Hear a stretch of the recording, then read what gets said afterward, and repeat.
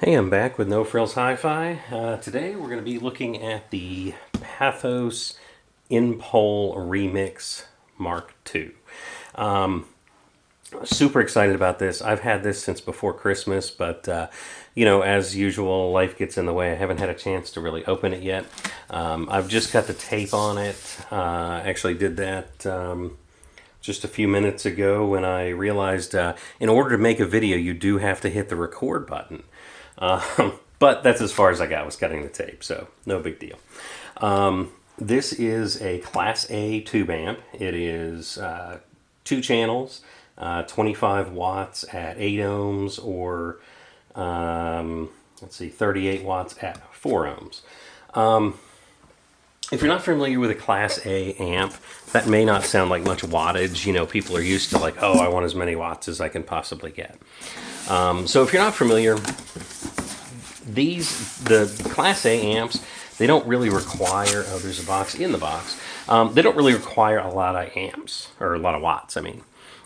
So watts really can be deceiving. If you're looking at a different class of amp, yeah, you want a lot of watts probably. But this is well, I'm not going to get that out of there. This is a surprising amount of power if you're not familiar with it. So don't let that discourage you. Now, I will say this amp is not for everyone. If you're in, a huge room and you have speakers that are not really that efficient, 82 dB efficiency, something like that, probably not for you. Pathos does make stuff for that, but this amp probably is not for you. If you're cranking the music up to where you can't hear yourself think, probably not the amp for you. Now, if you're in a smaller room or you have some really efficient speakers, 95 dB or up, something like that, these are probably going to be fine. In fact, this is probably going to be one of the best amps you've ever had. I know for me it would be. Well, let's go ahead and see what's in the box here. We've got the instructions. Normally, I kind of toss this aside. This is not the amplifier you want to do that with. You probably want to actually look at the instructions on this one. Let's see, we've got the remote. So these are made in Italy. Not the remote, the whole thing. The remote is too. Something that's really cool about this, though, is this is made from a single piece of billet aluminum. It does have a little back plate on the back there to change the batteries, I would assume. And everything is laser engraved. This is a beautiful, beautiful remote. And it weighs a ton. I mean, this thing is significant. I bet this thing weighs half a pound. It's easily going to be the heaviest remote that I have in my house. Let's see here. So we got the power cord. And I'm just going to kind of try to keep all this stuff straight. And we've got some packing material around it. I'm going to remove that because I'm going to try to lift this thing up out of here. And sorry, fiddling with my notes here. Alright, so you're probably going to see me struggle a little bit. And why is that? Because I'm leaning over to keep this thing in the camera view. And it weighs about 28 pounds. So probably not the best form for lifting. I'm going to try to lift only using my back in a twisting, jerking motion. And I'm just going to drop that box off. All right.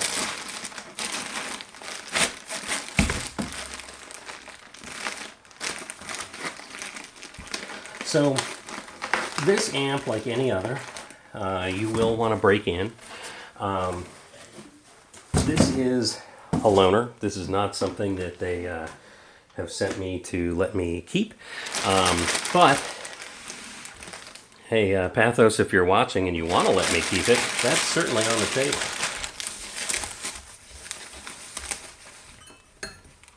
So it does look like tubes are pre-installed. I didn't see another place for tubes in the box, so my guess is they would come pre-installed if you ordered it. Sometimes I get loaners and you can tell they're not pre-installed. The one thing I would say, if you are buying this amp and Let me see if I can get that centered. There we go. If you're buying this amp and they're not pre-installed, or maybe you're changing them, just please make sure, don't touch those tubes with your bare hands. You get oils on them. You definitely want to wear some gloves when you do that. But I'm just going to sit down next to it, pull out my notes a little bit. So one thing I can tell you right away, this thing, it does weigh a ton. But, man, it is beautiful. I mean, you probably can't really tell from a video. I know I'd seen some videos, I'd seen pictures of it. Seeing it in person, this thing is like a piece of jewelry. I don't know that in person that I have seen an amp that looks as good as this. It does have this cool Pathos heatsink on either side. It is a big heatsink. I mean, this thing definitely was built right. But I can tell you just the fit and finish of this, I mean, I can't stop touching it. It's just a beautiful amp. It really is. So I do want to explain, this is a little bit different than most amps that you may be familiar with. Certainly any amp that I'm familiar with.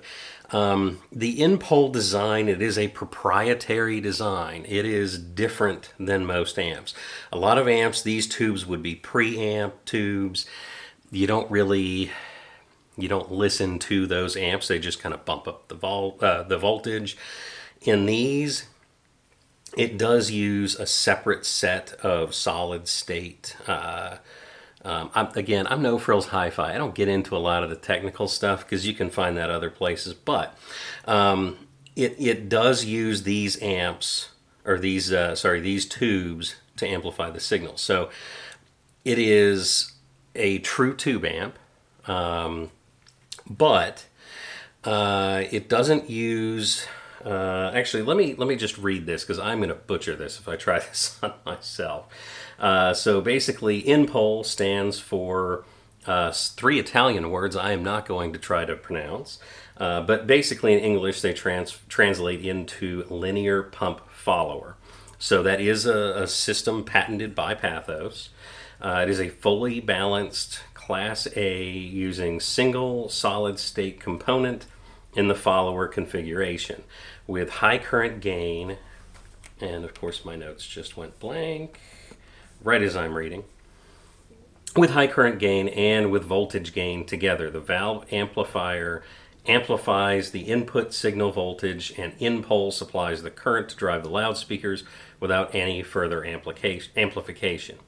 In this way, the signal is entrusted to the valves and becomes a true copy of the original with all the quality, purity, and harmonic content of the original. This technology allows an increase in theoretical output in pure Class A of between 25 and 50% together with a low output impedance, which is fundamental for dampening factor and further improved by the double-InPol. So this is a truly unique amp. It's not going to be the most powerful thing that you've ever used. Like I said, if you're in some huge 2,000 square foot room, you've got some maybe low efficiency speakers, probably not for you. But from what I hear, this thing with the right combination of speakers can just sound amazing. So I am really looking forward to that. Like I said, you saw me get it out of the box. I have not heard this yet. This does have the built-in DAC. I'm going to be honest, built-in DAC, I kind of have mixed opinions about it. Just from looking at this and from everything I've read and watched, I feel like it's probably going to be a great DAC. For $750, it better be. What I can say, though, my reservation in that is technologies change over time. A tube amp like this could last a lifetime. It could last several lifetimes. This would be a tube amp that your kids grow up, remember listening to it with you, and they inherit it one day and they listen to it with their kids. And this is an amp that could pass down for generations. The DAC, not so much. DAC technology changes, streaming technology changes. I typically prefer to have that outside the box, but it is nice to have it all together and, you know, just one small footprint. This is not a very large amp, as you can see with my hand here. But if it was me, I probably would opt for the external DAC. When I do the actual review of listening to this amp, I will make sure to play it through the DAC and just kind of see. But my guess is it's probably very good. It is a very new product, so I'm sure that is state of the art right now.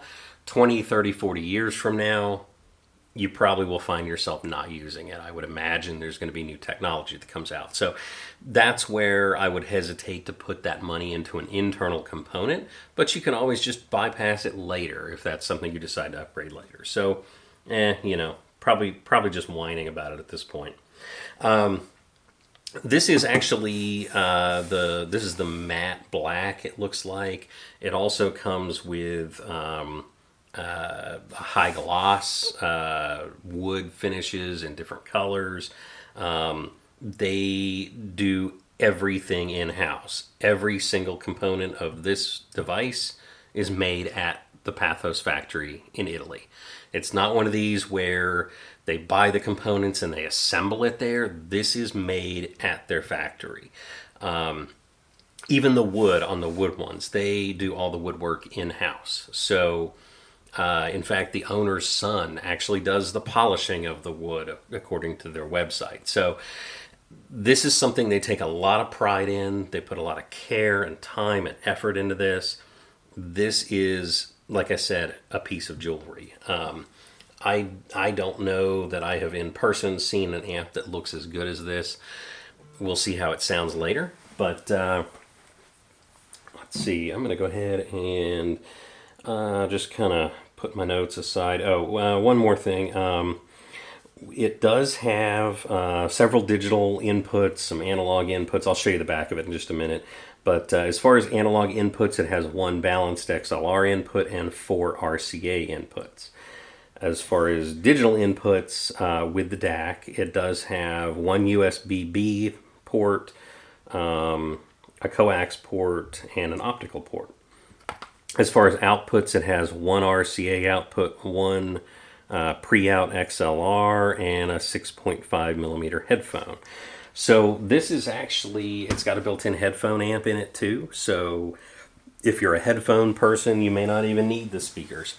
I would say if you're buying this strictly for a headphone amp, it's probably overkill. But actually, it's almost certainly overkill. But you know, sometimes you may want to listen with speakers, sometimes you may want to listen with headphones. This gives you the ability to do that without anything else. So that's one thing that I really like about this is everything is right here in the box. You don't have to buy a whole bunch of other stuff. I'm going to see if I can tilt it up without dropping it or scratching the table. But as you can see from the front of it, it's got your headphone jack right there. It also has volume control. Which is really nice because then you may not even need a preamp. Again, it's all right here. Got your buttons there. Again, I haven't looked at the manual yet, but pretty sure at least one of those is going to be a power button, probably a standby button, something like that. And I'll go over that when I actually do the review. Admittedly, I didn't want to open the box and, you know, pull it out and kind of be ready for it. I wanted it to be my first impression along with you. But I was a little disappointed that I couldn't find a good avenue for a manual online. I would have liked to have had a digital version that I could download, and maybe I just haven't found it yet. But if you go to their website, they do have a brochure you can download that tells you a little bit about it and some drivers that you can update with. But I didn't see anything that specifically was a full manual like what comes with it, so I will be having to kind of read that once I get this thing out. So let's spin it around, because honestly, whenever I look at an amp, really what I care about most is right back here. Plugging it in. What can I plug into this? I'm gonna drop the camera real quick instead of holding up the amp and possibly dropping it. So, you know, we're No Frills Hi-Fi. I'm not exactly the best video editor, so you might just have to wait. I might see if I can edit this part out of the video, but let's be honest, you're probably going to be watching me adjust my tripod.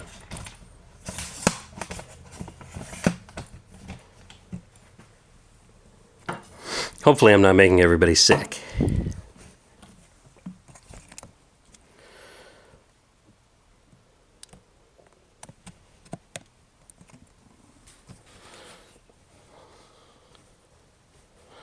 Alright, I'm just going to see if I can kind of get that lined up a little bit better. And let's go down one more.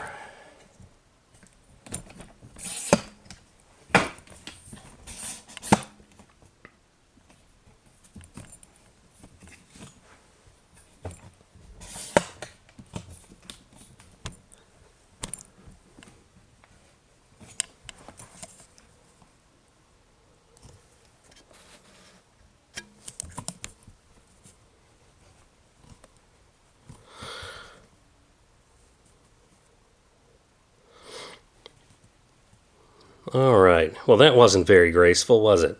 But now you can see the back of it. You can get a pretty good look, pretty good idea of what it is. Because the camera is still at a little bit of an angle, it's maybe not focusing too good on the bottom, but hey.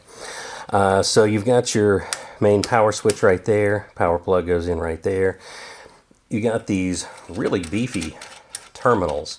One thing I'm noticing about these speaker terminals, which I really love, is they're actually captured in this little mount. Can't really see it right there, especially with it focusing on my hand automatically, but I do like that. It kind of keeps it all level, right in place. Speaker wire would go in the side, or you can use a banana plug. You could probably get some spades in there if they're not terribly wide. But here you've got RCA pre-out. You've got your input. You've got all your digital inputs right there. You've got Ethernet, USB. You've got all your RCA connections. And one really cool thing you have is phase out. You can invert the phase, which is really nice. I'm not a huge bi-amp fan. I know it has its merits. I get it. I guess I'm kind of like the title implies, a no frills guy. I'm not a bi-amp guy. This would be a great amp to do that with, but I'm going to keep it fairly basic when I do my setup and kind of go over everything of how this sounds. But for now, I'm going to go ahead and leave it at this. I appreciate you watching, and we'll catch up with you in my next video. Don't forget to like and subscribe, and we'll catch you later.